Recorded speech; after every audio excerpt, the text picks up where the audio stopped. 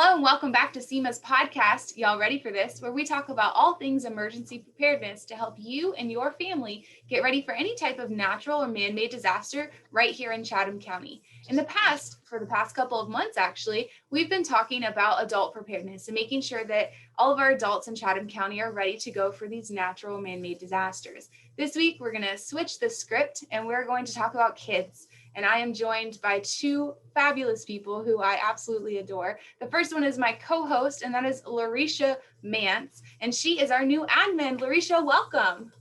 Thanks, Chelsea. Glad to be here.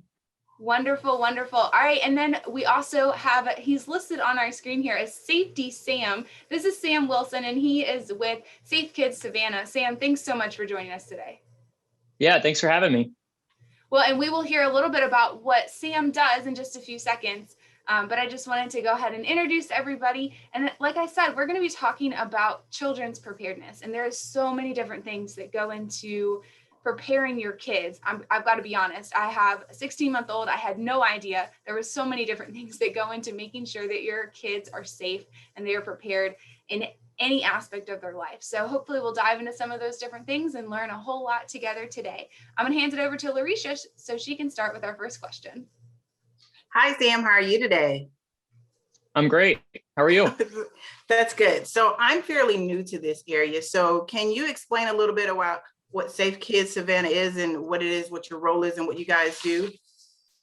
Sure. Yeah, absolutely. So Safe Kids is actually a nationwide nonprofit organization that's dedicated to preventing traumatic injuries in children. And the best way to think about it is I'm kind of the regional coordinator for the Savannah area. And so, as I said, we're a nonprofit, so we're really community-based. But I have a lead agency that's the Children's Hospital at Memorial, the Dwayne and Cynthia Willett Children's Hospital, that allows us to kind of go out and get our messaging out throughout the community.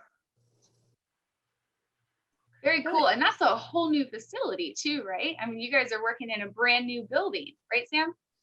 That's right. Yeah. So this is a brand new building here. We just opened up about 3 weeks ago. So it's really a cool time to be in Savannah, but also to be a part of this program. A lot of what I do is really injury prevention based. Some of the major areas that I work in include home safety, fire safety, safety with sports, and really the majority of my attention and the majority of my energy goes to safety in the car, and specifically car seats, making sure they're installed correctly. Yeah, so that's exactly what I wanted to get into and talk about.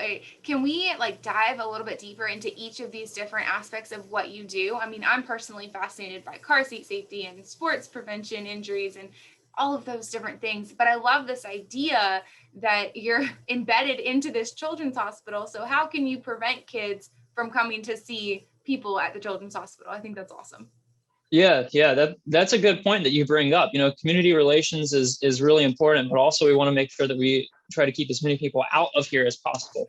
And we want to try to do that, or specifically, I want to try to do that in as fun a way as possible as well. So a lot of the stuff that I do is with different community organizations. I can go out and work with elementary schools, middle schools, but also mothers groups. Different retailers we can do stuff with different retailers a lot of times. Different private companies can come and ask me to do some type of car seat inspection event, daycares, stuff like that, and making sure that their children are actually installed in their car seat correctly. So it's a good mix of things. Talking specifically about car seats, a lot of what we do is before the baby is born is trying to reach those moms and get them the education that they need and the resources they need to make sure that they pick the right seat for them, and then also use that right seat on the road. As far as sports safety goes, you know, we're in Savannah, so hydration is always going to be super important. But we do a lot with concussion identification and concussion prevention as well. Some of this is somewhat anecdotal just because a lot of times what we see in the hospital is a little bit different than what's actually going on out in the real world. But a lot of it is based on just making sure that we're getting coaches and parents the necessary education to make sure they can identify those concussions and a lot of cases prevent concussions. Home safety is really, really fun because home safety, I'm sure, Chelsea, you're familiar with the term childproofing. Childproofing is one of those things that I think it's still a buzzword. I don't know if it's talked about as much. Obviously last year when everybody had to stay at home, home safety became a huge issue because all of a sudden people are at home all day. So we do a lot of education and just making sure that parents make safe decisions at home, whether it is planning the layout of a new home or identifying tricky areas that are existing in their home. We talk a lot about baby gates. We talk a lot, speaking about fire safety as well, about smoke detectors and carbon monoxide detectors, et cetera. So a lot of it is just kind of getting out there into the community and saying, hey, make sure you're aware this is an issue. Make sure you're trying to be kind of forward thinking in preventing these issues as well. Right. And then you've got to think about, for a perfect example here, I have a carbon monoxide detector and they're supposed to be at a lower level, but if they're on a lower level and they're inside of that area that's gated off for the child, so we're inside of this gate and you've got this carbon monoxide detector, my child wants to play with the carbon monoxide detector. So those are things of needing to understand the equipment that you're using, and then also how you can make sure that equipment doesn't get destroyed by a 16-month-old. So it's all about understanding the technology that you're using and then how you can use it to your advantage. Absolutely. And then once we do understand it, we want to make sure that caregivers have that knowledge, but also they can empower each other to use that equipment or the necessary education or whatever it may be to kind of continue a culture of safety. So, yeah. On my end, it's just slightly different. So I have older kids. So in that case, I can put mine where it's supposed to be. And I live in an apartment. So I can encourage my landlord, like, hey, we need these carbon monoxide. I'm going to say it wrong, but we need those detectors. I don't know what I was going to call them, like these, but you need those because it's standard to have a smoke detector, but it's not necessarily standard to have a carbon monoxide one. But I can sit with my children and say, hey, this is what this is what it's supposed to do. So if ever there's a situation, like, it puts them on high alert also. So if they hear something or something goes wrong, they can say, mommy, this is going off, and they understand the significance and the importance of us responding quickly to that alarm. Yeah, absolutely. And we recommend it as well. And I can plug this in there now that we're definitely talking about it. We try to make sure that everybody changes or checks their batteries and their smoke alarm and carbon monoxide detector every 6 months. We just switched our clocks really about a month ago. So if you haven't done that for the spring, now's a great time to go and check it. Yes, and that does not give you the excuse to take it off and then leave it off. And it's the worst thing in the world when they start chirping, those batteries start chirping. You're like, what in the world is happening? So, like Sam said, just go ahead and prevent all of that from happening. Switch them out every 6 months and you don't have to worry about it. It makes your life so much easier. Trust us on this. Right. And if you can't get it off, just ask for help. I promise you, a hammer is not the way to go. Don't hammer it. Oh my gosh.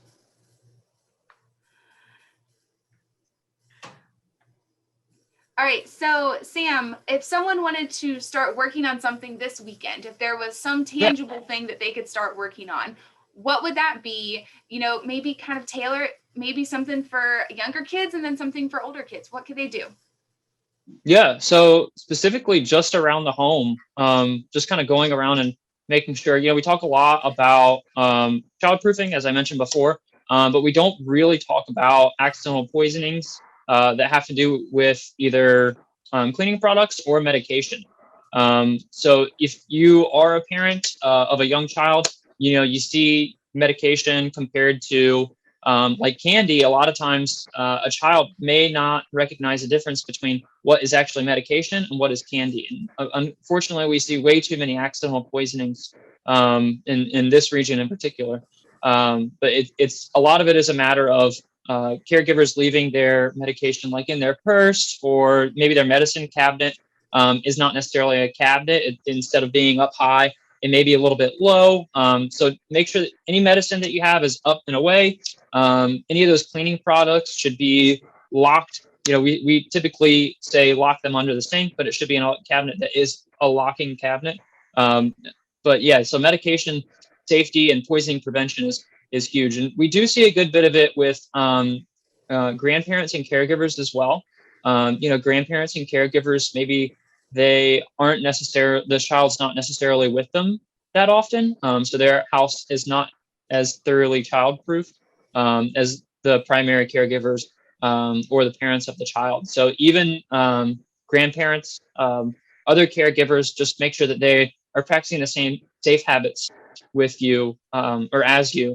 And then another tip for some adults, or at least for older children, adults who do have older children. Earlier we talked a little bit about concussion identification and prevention, but also, wearing a helmet goes a long, long way. In Savannah, we have the Tide to Town, which is a network of biking trails and walking trails and jogging paths, etc.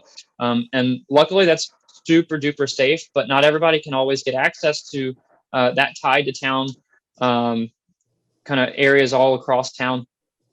So they're biking in their neighborhoods, which is absolutely super okay. Please go out, enjoy this wonderful, amazing April weather. Go ahead and get out there, but make sure you're wearing a helmet as well. The biggest tip I have about either biking safety or walking or what we call pedestrian safety is if you're crossing a road, it's a good idea to make eye contact with drivers. So if you say you're at a busy intersection or something like that, and maybe these cars are stopped at a stoplight or they're stopped at a stop sign, before you actually walk across that intersection, make eye contact with those drivers. Make sure that they see you.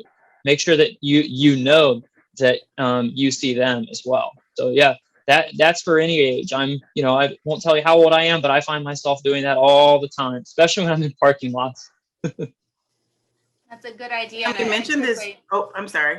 No, go ahead, Go Chelsea. ahead. No, I was well, just saying you mentioned the wonderful weather that we're having. And so my question was, do you have any tips for water safety? So, we have people that are coming, they're visiting, and families want to get to the beaches and just have fun. What tips do you have for water safety for families? Sure. Yeah. Excellent question. And now's the time to really start thinking about it. So first, swim lessons are a good idea. We can't all have access to swim lessons all the time. If you can, go ahead and enroll your child in swim lessons early. In most cases, like you mentioned, we're now in April.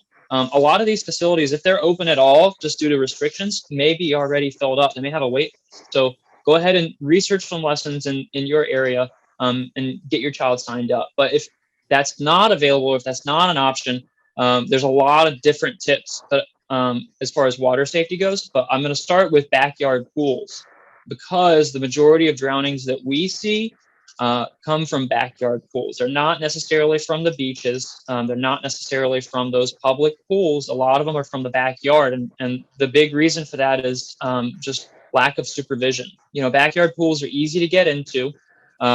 It's easy to get into a neighbor's backyard pool. So it's just really important, if you do have a backyard pool, have a safety gate around the pool that locks. Keeping that backyard pool locked. And along those same lines, backyard pools, a lot of times they can be in ground or above the ground. Above the ground pools, same idea. You want to make sure that you prevent any children wandering away, getting into that pool area. And along the same lines, inflatable pools as well. We all see those little kiddie pools in the summertime. It's actually a really fun thing to do. It's a really great way to kind of cool off in the summertime. Those kiddie pools are really fun and really safe with supervision. That's the big thing, just making sure that the kids are supervised. And then what I always say is, if you use one of those, make sure you throw the baby out with the bath water. In other words, get rid of the water that's in that pool. If you have one of those inflatable pools, turn it upside down. You don't want that standing water there, because the child's going to have a lot of fun in it with the pool. The child's really going to enjoy it, and it's going to be hard to pull your child away from the pool because they just enjoyed it so much. So if you do have one of those inflatable pools, flip it over. And then for the most part, a lot of it is just supervision, constant supervision around water and children. That's great. Great question. Yeah.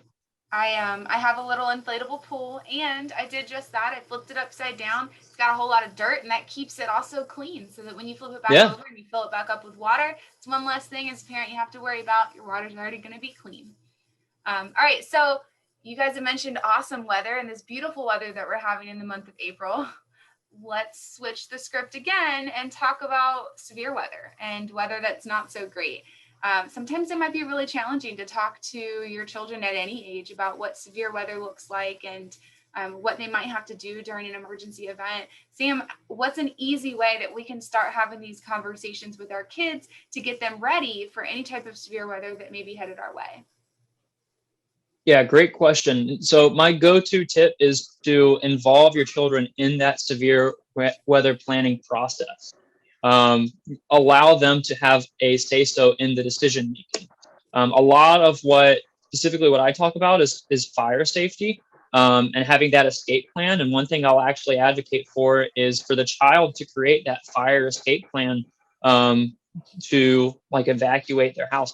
Same thing with severe weather planning. Get your child, get a notebook, get something that you can all write on, and then eventually post it up on the fridge so everybody knows. But come up with a severe weather plan, whether it's for hurricanes, whether it's for tornadoes, whether if it's just for these really seemingly fun but also kind of dangerous summer storms that we get almost daily. So any type of severe weather, involve your child in the planning process. And a lot of times you'll find that anytime that you can actually get your child to really help brainstorm and come up with these big themes, it definitely normalizes the process for them.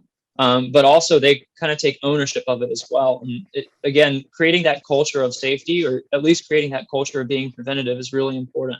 So yeah, definitely involve your child in the planning.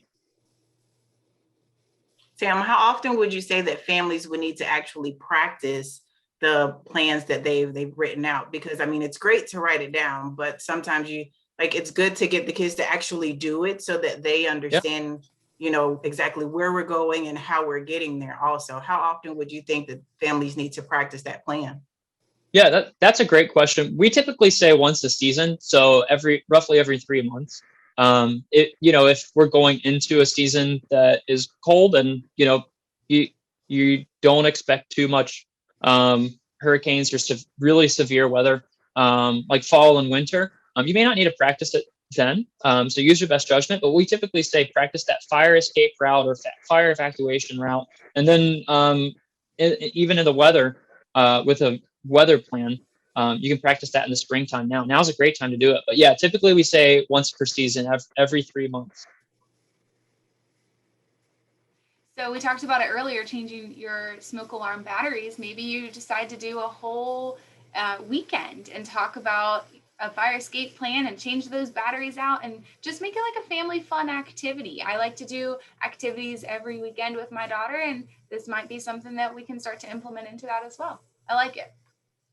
Yeah, absolutely. Anytime you can get the child involved, you're going to find a lot of enjoyment. Very cool. Very cool. All right. Any last minute questions, Lareecia? None here, Sam. You've been great. Thanks so much for answering my questions. Now I can get my kids involved, and we'll come up with a plan this weekend also. And Yeah, that is sounds great. exactly what we're looking for. So listeners, if you are excited like Lareecia and you are engaged, you're ready to go, let's take it one step further and create those emergency plans and get ready. And we are so excited that you were able to join us today. Thank you so much to Lareecia and to Safety Sam. I love it. I will forever call you Safety Sam, for joining us today. And you guys, listeners, we'll see you next time when we're talking about disaster and emergency preparedness. Thanks so much. Bye.